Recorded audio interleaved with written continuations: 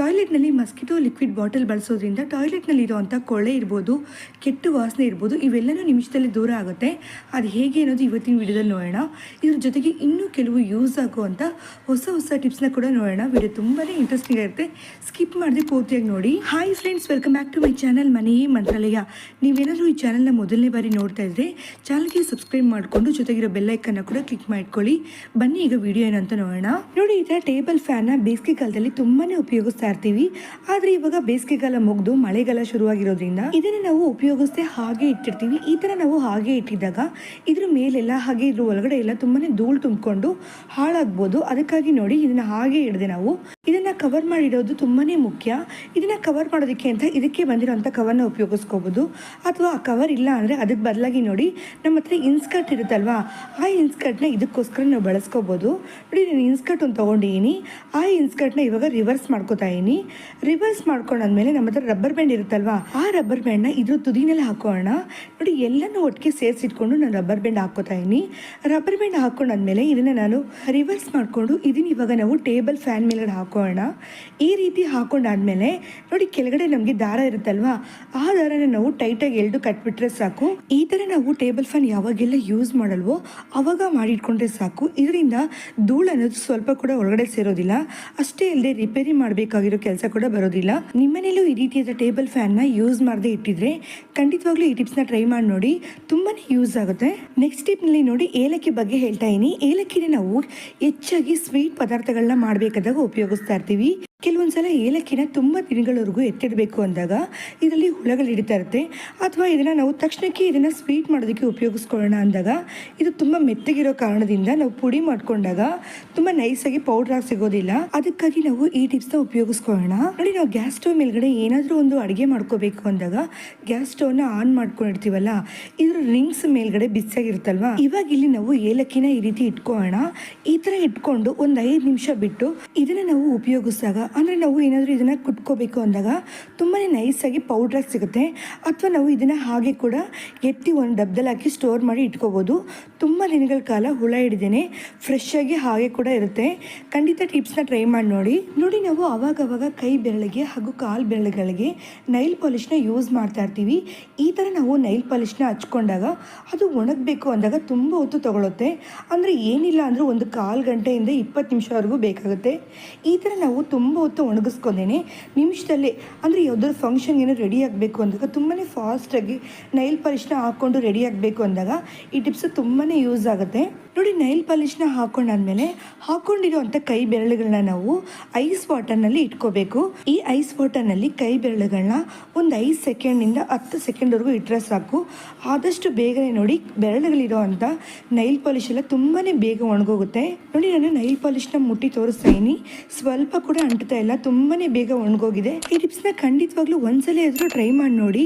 Useful ಆಯಿತು ಅಂದಾಗ ವಿಡಿಯೋಗೆ ಲೈಕ್ ಮಾಡೋದು ಮರಿಬೇಡಿ. ನೋಡಿ, ನಾವು ಪ್ರತಿ ಸಲ ವಾಷಿಂಗ್ ಮಿಷಿನಲ್ಲಿ ಬಟ್ಟೆ ಒಗಿತಾನೆ ಇರ್ತೀವಿ, ಆದರೆ ಇದೊಂದು ಕೆಲಸ ಮಾಡೋದಕ್ಕೆ ಮರ್ತೋಗ್ತಾ ಇರ್ತೀವಿ. ಅದೇನು ಅನ್ನೋದು ನೋಡೋಣ. ನೋಡಿ, ನಾವು ವಾಷಿಂಗ್ ಮಿಷಿನಲ್ಲಿ ಪ್ರತಿ ಸಲ ಬಟ್ಟೆ ಹಾಕೋದ್ರಿಂದ ಕೆಲವೊಂದ್ಸಲ ಅದರಲ್ಲಿರುವಂಥ ಕೊಳೆ ಎಲ್ಲ ನೋಡಿ ಇದ್ರ ಒಳಗಡೆ ಇರುವಂಥ ಗ್ಯಾಸ್ಕೆಟ್ನಲ್ಲಿ ಸೇರ್ಕೋತಾ ಇರುತ್ತೆ.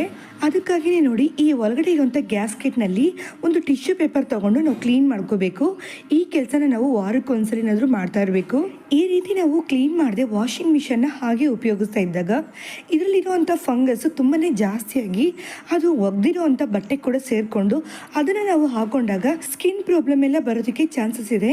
ಅದಕ್ಕಾಗಿಯೇ ನೋಡಿ, ಈ ಕೆಲಸನ ನಾವು ಮರಿದೇನೆ ಮಾಡಬೇಕಾಗುತ್ತೆ. ನೋಡಿ, ನಾವು ಪ್ರತಿ ವಾರ ಕ್ಲೀನ್ ಮಾಡ್ತಾ ಇದ್ರು ಎಷ್ಟು ಕೊಳೆ ಬಂದಿದೆ ಅಂತ. ನೆಕ್ಸ್ಟ್ ಟೈಮ್ ನೀವೇನಾದರೂ ವಾಷಿಂಗ್ ಮಿಷನ್ನ ಯೂಸ್ ಮಾಡಬೇಕು ಅಂದಾಗ ಈ ಟಿಪ್ಸ್ನ ಫಾಲೋ ಮಾಡಿಕೊಂಡು ಯೂಸ್ ಮಾಡ್ಕೊಳ್ಳಿ.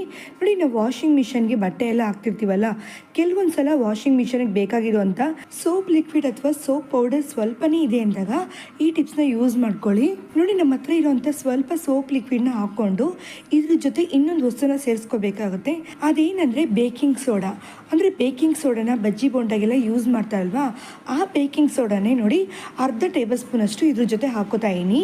ಇದನ್ನು ಹಾಕ್ಕೊಳ್ಳೋದ್ರಿಂದ ಸೋಪ್ ಲಿಕ್ವಿಡ್ ಸ್ವಲ್ಪ ಇದ್ರೂ ತುಂಬಾ ಚೆನ್ನಾಗಿ ನೊರೆ ಬಂದು ಬಟ್ಟೆಲಿರೋ ಕೊಳೆ ಎಲ್ಲ ತುಂಬಾ ಚೆನ್ನಾಗಿ ಹೋಗೋ ಹಾಗೆ ಮಾಡುತ್ತೆ. ನೋಡಿ, ಸೋಪ್ ಲಿಕ್ವಿಡ್ ಅಥವಾ ಸೋಪ್ ಪೌಡರ್ ಸ್ವಲ್ಪನೇ ಇದೆ ಅಂದಾಗ ತಕ್ಷಣಕ್ಕೆ ಇನ್ನೊಂದು ಯೂಸ್ ಮಾಡೋಕ್ಕಾಗಿಲ್ಲ ಅಂದಾಗ ಈ ಟಿಪ್ಸ್ನ ಟ್ರೈ ಮಾಡಿ ನೋಡಿ, ತುಂಬಾ ಯೂಸ್ ಆಗುತ್ತೆ. ನೋಡಿ, ಮಸ್ಕಿಟೋ ರೀಫಿಲ್ನ ತೊಗೊಂಡಿದ್ದೀನಿ. ಇದನ್ನು ಖಾಲಿ ಆದಮೇಲೆ ನಾವು ಬಿಸಾಕ್ತಾ ಇರ್ತೀವಿ. ಇನ್ಮೇಲೆ ಆ ರೀತಿ ಮಾಡಬೇಡಿ. ಇದನ್ನು ಯೂಸ್ ಮಾಡಿಕೊಂಡು ಟಾಯ್ಲೆಟ್ನಲ್ಲಿರೋ ಅಂಥ ಕೊಳೆ ಇರ್ಬೋದು, ಕೆಟ್ಟ ವಾಸನೆ ಇರ್ಬೋದು, ಅದನ್ನೆಲ್ಲ ನಾವು ನಿಮಿಷದಲ್ಲೇ ಹೋಗಿಸ್ಬೋದು. ಅದು ಹೇಗೆ ಅನ್ನೋದು ನೋಡೋಣ. ನೋಡಿ, ಈ ಬಾಟಲ್ನಲ್ಲಿ ಸ್ವಲ್ಪನೂ ಲಿಕ್ವಿಡ್ ಅನ್ನೋದಿಲ್ಲ, ಪೂರ್ತಿಯಾಗಿ ಖಾಲಿಯಾಗಿದೆ.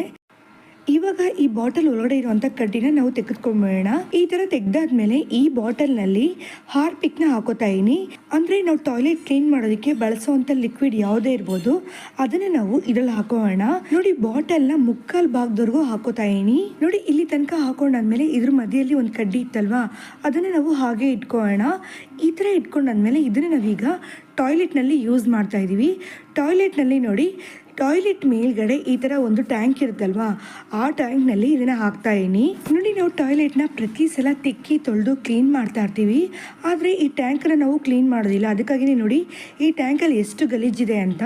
ಈ ಥರ ನಾವು ಈ ಲಿಕ್ವಿಡ್ ಇರೋವಂಥದ್ದನ್ನು ಇದರಲ್ಲಿ ಹಾಕಿಟ್ಟಾಗ ಪ್ರತಿ ಸಲ ನಾವು ಫ್ಲಶ್ ಮಾಡಿದಾಗಲೂ ಈ ಟ್ಯಾಂಕ್ ಕ್ಲೀನ್ ಆಗೋದಲ್ಲದೆ ಇದರಿಂದ ಬರೋ ಅಂಥ ಹಾರ್ಪಿಕ್ ಮಿಕ್ಸ್ ಆಗಿರೋವಂಥ ಲಿಕ್ವಿಡಿಂದ ಟಾಯ್ಲೆಟ್ನಲ್ಲೂ ಕ್ಲೀನ್ ಆಗುತ್ತೆ. ಅಷ್ಟೇ ಅಲ್ಲದೆ ನೋಡಿ, ಈ ಮಸ್ಕಿಟೋ ರೀಫಿಲ್ ಬಾಟಲ್ನಲ್ಲಿ ನಾವು ಹಾರ್ಪಿಕ್ ಜೊತೆಗೆ ಕಂಫರ್ಟ್ ಕೂಡ ಸೇರಿಸಿದಾಗ ಪ್ರತಿ ಸಲ ನಾವು ಫ್ಲಶ್ ಮಾಡಿದಾಗಲೂ ಟಾಯ್ಲೆಟ್ ಕ್ಲೀನ್ ಆಗೋದು ಅಷ್ಟೇ ಅಲ್ಲದೆ ಒಳ್ಳೆ ಸ್ಮೆಲ್ ಕೂಡ ಬರ್ತಿರುತ್ತೆ. ಕೆಲವರಿಗೆ ಟಾಯ್ಲೆಟ್ ಕ್ಲೀನ್ ಮಾಡೋದಕ್ಕೆ ಇಷ್ಟ ಆಗೋದಿಲ್ಲ, ಅಥವಾ ಹಾರ್ಪಿಕ್ ಸ್ಮೆಲ್ಲು ಇಷ್ಟ ಆಗದಿರೋ ಇರ್ತಾರೆ, ಅಥವಾ ವಯಸ್ಸಾದಂಥವ್ರು ಇರ್ತಾರೆ. ಈ ಥರ ಇರೋವಂಥವ್ರಿಗೆ ಟಾಯ್ಲೆಟ್ ಕ್ಲೀನ್ ಮಾಡೋದಕ್ಕಾಗೋದಿಲ್ವಲ್ಲ, ಅವರು ಈ ರೀತಿ ಟಿಪ್ಸ್ನ ಯೂಸ್ ಮಾಡಿಕೊಂಡು ಟ್ರೈ ಮಾಡೋದ್ರಿಂದ ಟಾಯ್ಲೆಟ್ ತುಂಬ ಚೆನ್ನಾಗಿ ಕ್ಲೀನ್ ಆಗುತ್ತೆ, ಒಂದೇ ಫ್ಲಶಿಂದ ಒಂದೇ ನಿಮಿಷದಲ್ಲೇ. ಈ ಟಿಪ್ಸ್ ನಿಮಗೆ ಯೂಸ್ಫುಲ್ ಅಂತ ಅನ್ಸಿದ್ರೆ ನೀವು ಟ್ರೈ ಮಾಡೋದ್ರ ಜೊತೆಗೆ ನಿಮ್ಮ ಫ್ರೆಂಡ್ಸ್ ಆ್ಯಂಡ್ ಫ್ಯಾಮಿಲಿ ಕೂಡ ತಿಳಿಸ್ಕೊಡಿ. ಹಾಗೆ ಚಾನಲ್ಗೆ ಸಬ್ಸ್ಕ್ರೈಬ್ ಮಾಡೋದು ಮರಿಬೇಡಿ. ಮನೇಲಿ ಸ್ಕೂಲ್ಗೆ ಹೋಗುವಂಥ ಮಕ್ಕಳಿದ್ದಾರೆ ಅಂದರೆ ಈ ಥರ ಇರೋವಂಥ ಕ್ರಯನ್ಸ್ನ ಯೂಸ್ ಮಾಡ್ತಿರ್ತಾರೆ. ನೋಡಿ, ಲಾಸ್ಟ್ ಇಯರ್ ಯೂಸ್ ಮಾಡಿರೋವಂಥ ಕ್ರಯನ್ಸ್ ಎಲ್ಲ ಸ್ವಲ್ಪ ಇತ್ತು, ಅದನ್ನೆಲ್ಲ ತಗೊಂಡಿದ್ದೀನಿ. ಇದನ್ನ ಇವಾಗ ಮತ್ತೆ ಯಾವ ಥರ ಯೂಸ್ ಮಾಡೋದು ಅಂತ ನೋಡೋಣ. ನೋಡಿ, ಗ್ಯಾಸ್ ಸ್ಟವ್ ಮೇಲ್ಗಡೆ ಒಂದು ಪಾತ್ರೆಯಲ್ಲಿ ಸ್ವಲ್ಪ ನೀರನ್ನ ಹಾಕಿ ಕುದಿಸ್ಕೊಂಡಿದ್ದೀನಿ. ಅದರಲ್ಲಿ ಇವಾಗ ಕ್ರಯಾನ್ಸ್ ಇರೋವಂಥ ಬಟ್ಟಲನ್ನ ಇಟ್ಕೊಂಡಿದ್ದೀನಿ. ಈ ಥರ ನಾವು ಡಬಲ್ ಬಾಯ್ಲಿಂಗ್ ಮೆಥಡಲ್ಲಿ ಹೀಟ್ ಮಾಡ್ಕೋಬೇಕಾಗುತ್ತೆ. ನೋಡಿ, ಇದರಲ್ಲಿರುವಂಥ ಕ್ರಯಾನ್ಸ್ ಎಲ್ಲ ಮುಕ್ಕಾಲು ಭಾಗದಷ್ಟು ಕರ್ಗೋವರೆಗೂ ನಾವು ಹೀಟ್ ಮಾಡಿ ತಗೋಣ. ನೋಡಿ, ಈ ಕ್ರಯಾನ್ಸ್ ಎಲ್ಲ ಇಷ್ಟು ಕರಗಿದೆ. ಇವಾಗ ಇದನ್ನು ನಾವು ಒಂದು ಸೋಪ್ ಮೋಲ್ಡಲ್ಲಿ ಅಥವಾ ಒಂದು ಬಟ್ಲಲ್ಲಿ ಸ್ವಲ್ಪ ಎಣ್ಣೆನ ಸವರ್ಕೊಂಡು ಅದರಲ್ಲಿ ಹಾಕೋಣ. ನೋಡಿ, ಸೋಪ್ ಮೋಲ್ಡಲ್ಲಿ ಹಾಕಿರೋವಂಥ ಕ್ರಯಾನ್ಸ್ ಎಲ್ಲ ಫುಲ್ ಡ್ರೈ ಆದ್ಮೇಲೆ ತೋರಿಸ್ತಾ ಇದೀನಿ. ಈ ರೀತಿ ಸಿಕ್ಕಿದೆ. ಇದನ್ನ ಇವಾಗ ನಾವು ಕಲರಿಂಗ್ ಮಾಡೋದಕ್ಕೆ ಅಥವಾ ಡ್ರಾಯಿಂಗ್ ಮಾಡೋದಕ್ಕೆ ಅಥವಾ ಏನಾದರೂ ಒಂದು ಬರ್ಕೊಳ್ಳೋದಕ್ಕೆ ಅಂತ ಯೂಸ್ ಮಾಡ್ಕೋಬಹುದು. ತುಂಬಾನೇ ಯೂಸ್ ಆಗುತ್ತೆ. ಓಕೆ ಫ್ರೆಂಡ್ಸ್, ಇವತ್ತಿನ ವಿಡಿಯೋ ನಿಮಗೆ ಇಷ್ಟ ಆಗಿರುತ್ತೆ ಅನ್ಕೋತೀನಿ. ಯಾವ ಟಿಪ್ ಇಷ್ಟ ಆಯಿತು ಅಂತ ಮರೀದೆ ಕಮೆಂಟ್ ಸೆಕ್ಷನ್ ತಿಳಿಸಿ. ಹಾಗೆ ಚಾನಲ್ಗೆ ಲೈಕ್ ಆ್ಯಂಡ್ ಸಬ್ಸ್ಕ್ರೈಬ್ ಮಾಡ್ಕೊಳ್ಳಿ. ಇನ್ನೊಂದು ಇದೇ ಥರ ಯೂಸ್ಫುಲ್ ಆಗಿರೋ ವಿಡಿಯೋದಲ್ಲಿ ಮೀಟ್ ಮಾಡೋಣ. Take care.